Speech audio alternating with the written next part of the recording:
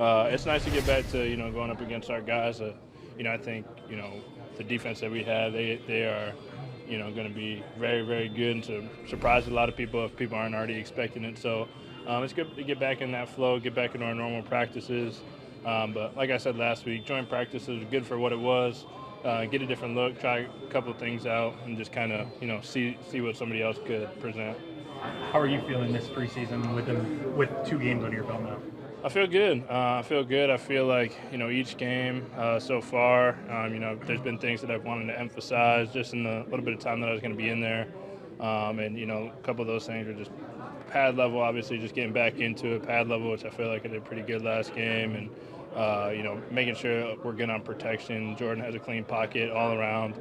And I feel good being able to get back out there. And so it's nice to kind of knock the rust off, if you will, getting back to, obviously, live football. That's what preseason's for, and excited and happy with how everybody in our room has done all together as a whole too. Is that blocking kind of an emphasis for you? Because we saw it on display. Last weekend. Yeah, not necessarily an emphasis, but something I've always strived, like we all do in the running back room. Take a lot of pride in protecting the quarterback, and running backs are a part of that, and so it's something that to be a great running back in this league, obviously you got to catch and run, but you got to be able to protect the quarterback and make sure that he feels like, hey, like I know a blitz is coming, but I still got to call this pass play. I still got to get it to my receivers and let things develop. I trust this guy next to me to get it done. And so it's always great to have opportunities to work on your craft, get yourself better, and I've been enjoying that process of just continuously getting better. How about that blitz pickup on the touchdown? Yeah, that was a fun one. Christian helped me out a little bit. He gave the guy a little chip on the way out, and I don't know if that counts as a pancake. He was kind of falling. I did pick him up and put him back. Yeah, I picked him back up, but no, that was a joint effort. And then shout out, I think, Zach Tom on the right, and then Luke Musgrave on the left. That's a really good pocket for Jordan. Obviously, Jay Reed ran a great route, great catch. I cannot, after he does his first celebration, I will take full responsibility for leading him up to go do the Lambeau Leap.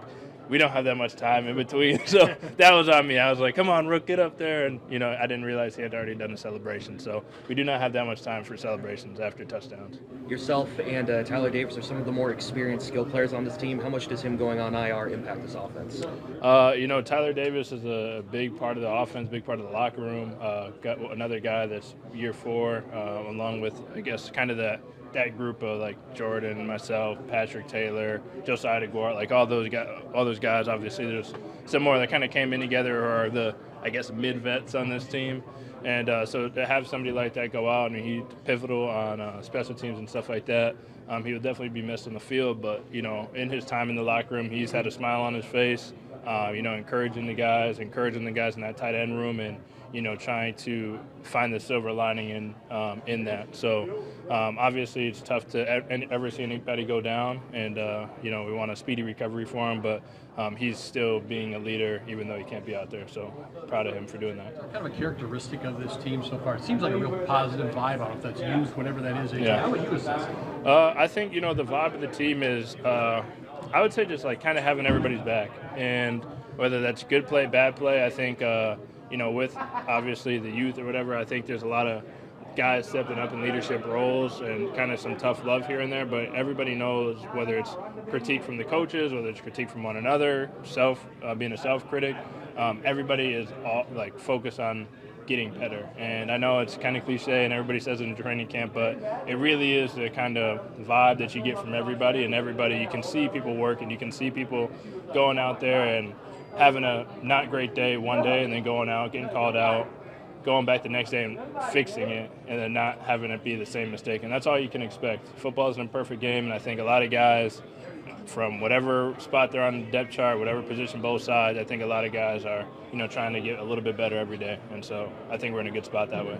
A week like this, when so many guys are making a final push to make the team, can you, as a veteran, does the intensity pick up at all? Can you feel that these last few practices? Yeah, I think it's human nature. I'd be lying if I was like, no, it's all the same. It's human nature to obviously know, you're playing for your job, you're playing for a spot, but everybody is. I am. There's nobody. I don't think there's anybody who is lackadaisical, feels like they got it. That's the name of the game in this league. I got to understand it's a business.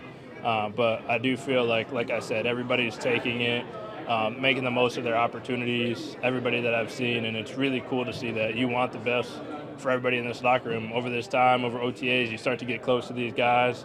And obviously everybody can't be here, when the season comes, but you want them, if not this team, to make another team and be successful in their career. So I'm happy with the way everybody's approaching, the task at hand.